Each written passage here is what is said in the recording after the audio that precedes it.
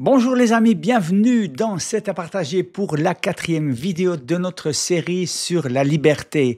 Dans les 3 premières, vous avez compris comment j'ai pu vaincre la peur qui me paralysait dans mon activité professionnelle. Et je me réjouis donc d'approfondir un peu plus la question de la peur et surtout la manière d'en être libéré.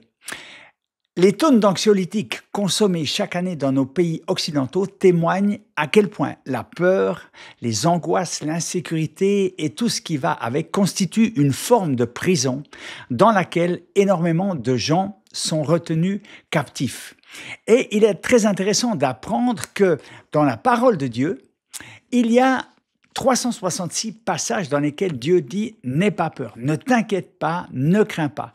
À 366 reprises, c'est-à-dire une fois par jour dans les années bissextiles, Dieu notre Père s'emploie à rassurer ses enfants et à les encourager à ne pas avoir peur. Alors, vous allez me dire, c'est bien beau, mais comment faire lorsque la peur a pris le dessus et que depuis des mois ou des années, suite à telle ou telle situation traumatisante, je vis dans la peur, l'insécurité et l'angoisse? Eh bien, laissez-moi vous raconter comment j'ai été délivré du handicap de bégaiement qui m'a poursuivi et qui m'a bien pourri la vie pendant juste 46 années.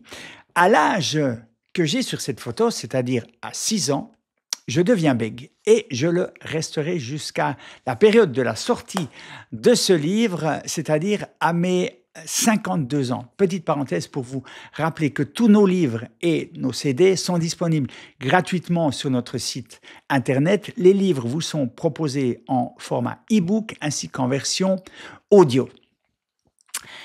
À 25 ans, donc, lorsque je donne ma vie à Jésus, je vis toute une série de miracles, de transformations et d'interventions divines en ma faveur. Je vois Dieu agir dans ma vie, dans des circonstances totalement improbables et surnaturelles. Et tout naturellement, je m'attends à vivre une guérison de ce handicap parfois lourd à porter. Des pasteurs, des responsables spirituels prient pour moi à plusieurs reprises et j'ai la foi que Dieu va intervenir.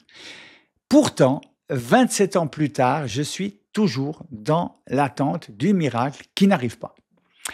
Et comble de tout, c'est lorsque je parle de Dieu aux gens, lorsque j'essaie de témoigner de cette liberté que j'ai découverte avec Jésus, que les mots peinent à sortir de ma bouche. Plus d'une fois, je vis de grands moments de solitude en interview, en direct, à la radio et même à la TV. Et puis, un jour, dans un moment de prière, une parole de Jésus dans l'évangile de Marc, chapitre 11, verset 24, attire mon attention. Jésus dit « Tout ce que vous demandez en priant, croyez que vous l'avez reçu et vous le verrez s'accomplir. » Je connais cette parole, je l'ai déjà lue, mais pour la première fois, je prends le temps d'y réfléchir. Et je comprends que pour voir une prière exaucée, il faut d'abord croire qu'elle l'a été. Et ça, on le sait, c'est la définition même de la foi. Dans la foi, il faut d'abord croire pour voir. Mais concrètement, pratiquement, comment ça se passe? Comment faire pour croire que tu as reçu quelque chose alors que tu sais, que tu vois, que tu sens bien que tu ne l'as pas reçu? Et je me rappelle alors comment, dans mes victoires sur le track, la parole de Dieu m'a donné la force et la stratégie pour conquérir le miracle. Mais je n'ai pas pu transposer cela à mon problème de bégaiement. Et à ce moment-là, soudain, une lumière s'allume. Puisque je dois croire que j'ai reçu ce que je ne possède pas encore, alors je vais déclarer les promesses de Dieu à ce sujet comme si j'étais déjà délivré du problème.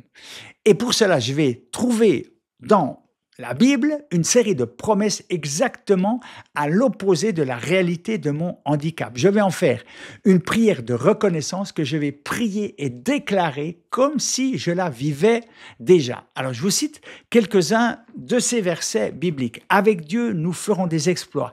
Il écrasera nos ennemis.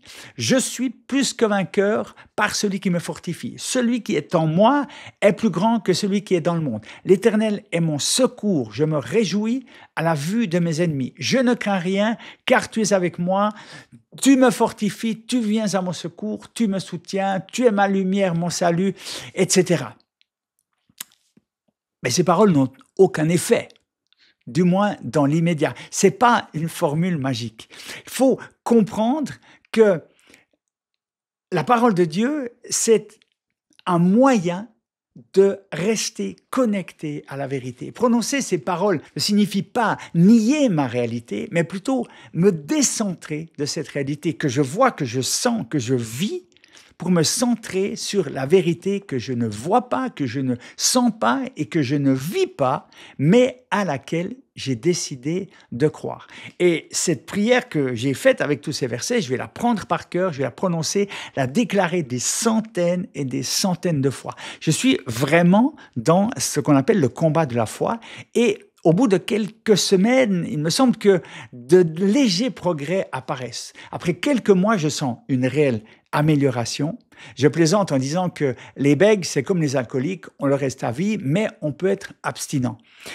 Et aujourd'hui, je peux affirmer que la parole de Dieu m'a guéri et totalement libéré de ce handicap. Mes amis, il y a une puissance de vie, de guérison, de miracle, de surnaturel incroyable dans la parole de Dieu. Quand tu as goûté, expérimenté cette puissance, la seule chose qui importe dans ta vie, c'est de la partager à un maximum de personnes et c'est ce que nous faisons dans ces vidéos. Dans la prochaine, je vous raconterai une expérience surnaturelle qui a eu des conséquences assez incroyables dans ma vie. En attendant, merci de laisser vos réactions, vos remarques et vos questions dans les commentaires. Prenez bien soin de vous, que Dieu vous bénisse et à très bientôt dans cet à partager. Bye bye les amis.